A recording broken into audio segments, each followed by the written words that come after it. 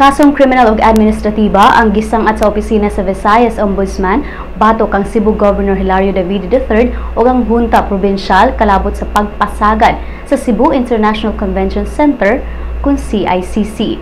Ang abogado si Ervin Estandarte mao'y mipasaka sa kaso batok ang Davide, Vice Governor Agnes Magpale ug mga miyembro sa Provincial Board. Ang CICC natukod niadtong 2006 sa dihang mi-host ang Cebu sa ASEAN Summit. Nagsugod og kaguba ang CICC sukad kini naigo sa linog niadtong October 2013 ug sa bagyong Yolanda sa susamang tuig. Si Estandarte nagkanayon nga ang pending sa kaso kalabot sa CICC dili rason aron i-abandona sa probinsya ang pagmintinar niini. Si Davide ug mga miyembro sa Provincial Board maghuwat una sa kopya sa kiha aron mukinto sa kaso.